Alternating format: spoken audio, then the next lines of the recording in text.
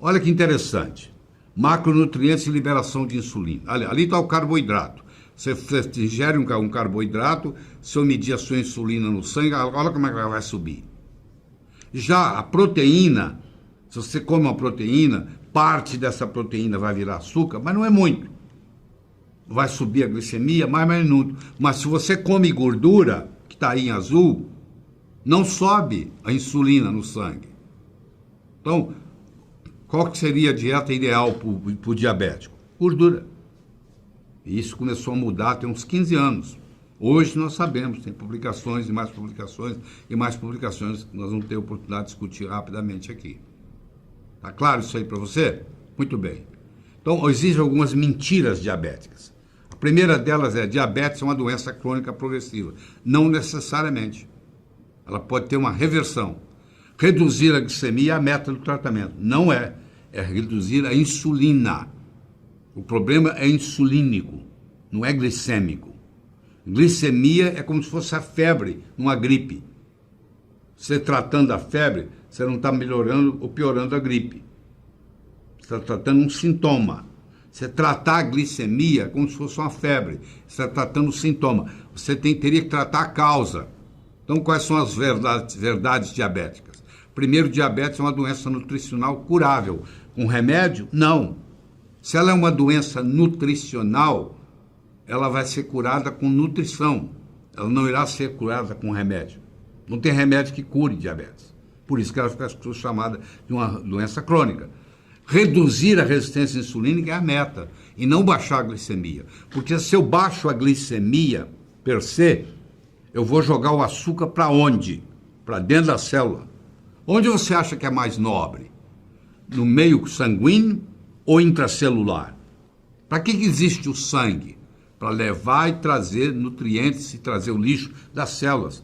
O sistema vascular existe para servir um sistema mais nobre, que é o tecidual, que são os tecidos, que são as células.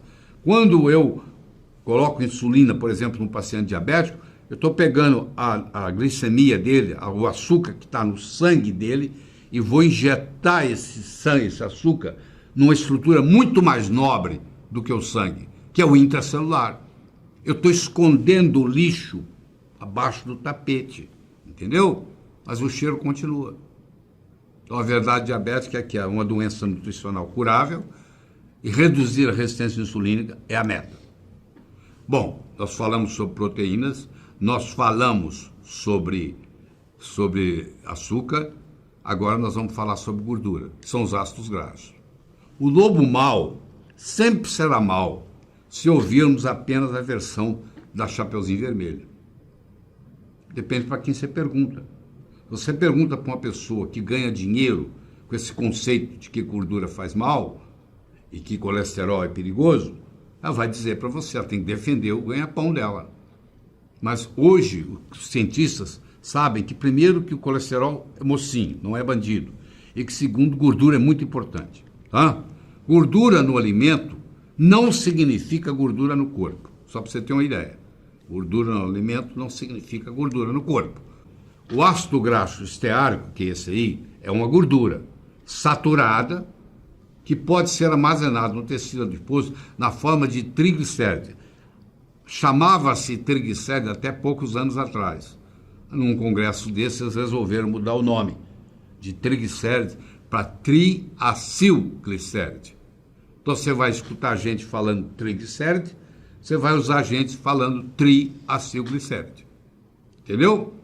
Os dois estão certos. A maioria continua usando triglicéride. Mas se você vê triacilglicéride, é a mesma coisa. Isso é um ácido graxo. Esses ácidos graxos se juntam no grupo de 3 com a proteína, com a molécula glicerol e formam um triglicéride.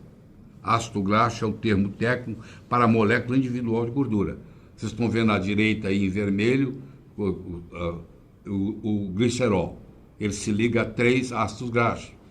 Por isso que chama triacilglicéride ou triglicéride. Entendeu agora por quê? Muito bem. Então, ali está o glicerol e aqui estão os ácidos graxos. Como são 3, nós vamos falar assim, um triglicéride. triglicérido, que é um trio ligado a um glicérido, a um glicerol. Esse é o modo como os seres vivos armazenam gordura. Tá? No seu tecido adiposo, isso aí vai se acumulando e você vai engordando. Esse aqui é o oleico, que é o da azeite de oliva, que é o extraído da azeitona. Ele é um monoinsaturado. Ele tem 18 carbonos e ele é um ômega 9. Se você contar da esquerda para a direita, você vai ver que a insaturação está no 9º carbono, entre o 9 e o 10. Por isso que ele chama ômega 9. Esse aí foi feito para usar cru, de preferência, na salada. O máximo que você pode fazer é cozinhar com ele. Você não pode assar com ele, você não pode fritar com ele. Você não pode fritar um ovo com azeite, porque esse oleico aí, ele é instável. Se eu colocar ele na temperatura da frigideira, ele vai virar laídico. Aqui está um ômega 3, olha lá. A primeira dupla ligação, olhando da esquerda para a direita, está no 3º carbono, por isso que chama ômega 3. Ele é o óleo de peixe, é rico em EPA. Eicosa, em grego, quer dizer 20. Ele tem 20 carbonos. Eicosa penta, significa pentanóico, significa que tem 5, penta é 5, duplas ligações. Ele é um eicosapentanoico, ele é um EPA, ele é um poliinsaturado. E aquele oleico que você está vendo ali, se eu jogar ele na frigideira, ele vira laídico, ele vira trans, que é veneno. Do mesmo jeito que frutose é veneno, gordura trans é veneno. Então não cozinhe, de preferência nem cozinhe com oleico. Use oleico cru.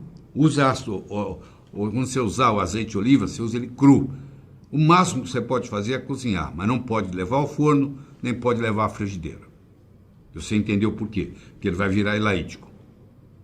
Ficou claro isso? Olha agora o que acontece com os ácidos graxos de cadeia média. Olha lá, são em azuis. Ó, fatty acid medium chain. Ó, eles vão direto para o fígado e eles são usados como energia. Ou seja, como no óleo de coco predomina os ácidos graxos de cadeia média, não tem jeito de você engordar com óleo de coco.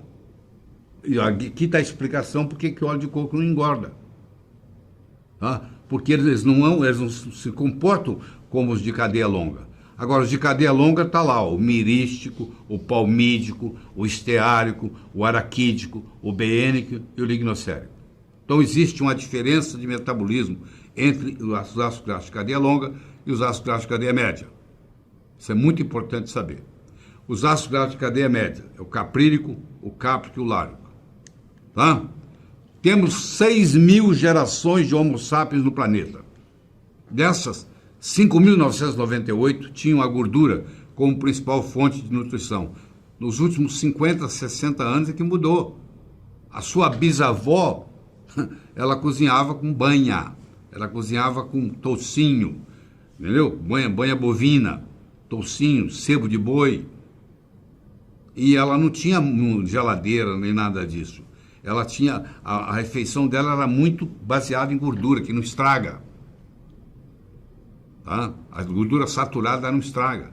Sua avó punha na gordura saturada a carne, não tinha geladeira e conservava ali a gordura e a carne juntos.